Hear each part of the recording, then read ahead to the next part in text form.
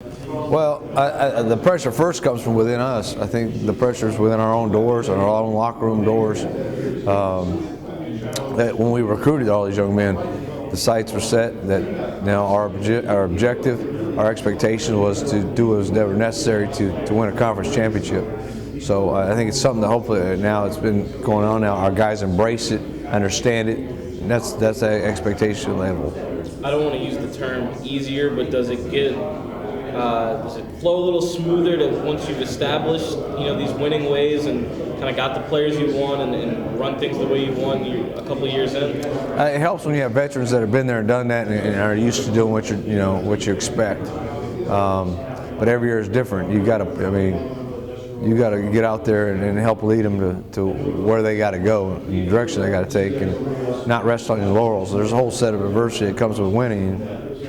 And the first one's complacency, and I think that's something about young men that it does. I don't know if there is a point where you can say they're gonna be able to take the reins and run with it. You have to make sure they're like when we come in fall camp. What we've got to do is establish a culture and an attitude and mentality that we're not accepting anything less than our best, and we got to continue to work to get to where we got to be our best and get to where we got to be to win a conference championship. As the two-time defending champs, is your team a preseason poll, being picked second or third? Is that any type of chip on the shoulder? Is it, we know how to do this, that doesn't matter? Usually from the it's more probably we don't talk about preseason polls. And they picked us one, it didn't matter. We had to come out there and set the tone. When they picked us seventh, it didn't matter. We had to come back out and set the tone. Right now, I think our guys understand and embrace the fact that it's about us, and the only thing we can control is how well we play. And we got a month to do that before we got to go to battle, and we got work cut out for us in August, and we got to get after it. Quarterback's obviously the most polarizing position and the one that's going to get talked about the most and has been talked about the most. Yeah. How do you keep that from getting to a guy like Deshae or any of the other quarterbacks that are, going to have all eyes on them? Well, I know Deshae will, and just in general, you want that guy. If you're gonna step in and replace the guy that's been a marquee guy, if you're going to step in that role, if you're going to step into a quarterback role and be of a conference championship team, you better be able to handle that pressure. If you can't, then you're not the guy. I think we're pretty honest about that inside our clubhouse doors. That what the expectations are, and that hey, you've got to be able to rise to that occasion, and you've got to be able to handle that. I have full confidence that he can, and he's capable of doing that. Now we got some other guys that are going to compete for that job in fall camp. Nobody's going to get handed anything. They're going to compete for it. But right now, right now it's Deshae's team, and he's going to win fall camp with idea. It's his club, and I think he embraces the fact and wants that opportunity to be the guy to lead us to a conference championship. We've seen him play a little bit, but what are some of the physical tools that make him stand out? He's very athletic. One more thing, he's athletic. So he can do all. He can scramble. He's a two-dimensional guy. He can extend plays. He's dual threat guy. All that. Has the arm. Biggest thing is though, he has a competitive nature. He's got really good leadership skills, and he's got a swagger about him when he walks on the football field. He believes he's going to get it done, and that sometimes may be more important than anything. Coach, you know how good your defense is. The rest of the country is starting to find out about how good your defense is, with leading the Southland Conference in 10 statistical categories last year. Give us your impression of your defense, and especially the back end of your defense. I think we got all the people in place. I think we're returning a veteran ball club. We have some unanswered questions, and really at the linebacker position. They're all there, but the biggest thing they got to understand is that it doesn't matter how good you are unless you're willing to prove it.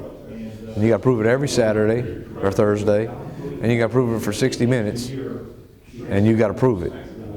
And it doesn't matter, you can't walk out there based off you got some All-American honor, or because last year we led the conference, or I'm the fastest, or I'm athletic. None of that stuff matters at the end of the day unless you're lined up on Saturday afternoon, and I'm going to prove it for the next 2 hours, or the next 60 minutes. I'm going to prove it here on this field, and that I'm the best one in the conference at it. It seems like over your time at Southeastern, being there for what? It's 4 years? On my fourth. Yep. And having guys that have been around you for 4 years, it seems like a lot of your guys take on your personality, your confidence, just different characteristics. How much does that help, especially in year 4, to have guys that are seniors and juniors on offense, and especially on defense, where you have a lot of guys returning that can further your message. Yeah, it makes my job a little easier.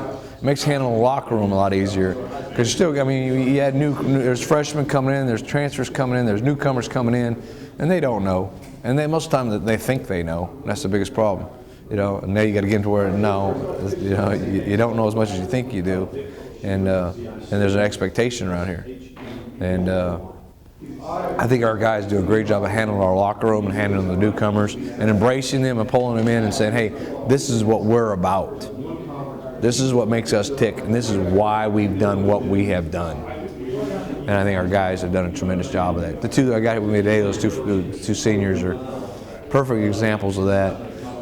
There's a lot of problems that don't get to me because they take care of it first. Starting the season with Northwestern State, a conference game, how does that change training camp? Maybe for the better, lock you guys into. Yeah, it's going to change training camp. Obviously, it just got upped a little bit. The intensity levels just got upped for training camp. I don't know. It's kind of bittersweet on the my thoughts is that game 1's exciting enough already. Open up the season. Now you tack on to saying it's game 1 and it's a conference opponent. It's not just a conference opponent; it's an in-state opponent. And it's Northwestern State. It's a build a rivalry. So there's a lot at stake going there on September the 3rd on Thursday night. So I'm expecting a huge crowd. I'm expecting them to be the Northwestern State to be in full force, and the demons are out, and we're going to go up there and face a hostile crowd, and a team that's has had our games circled on their calendar for a year.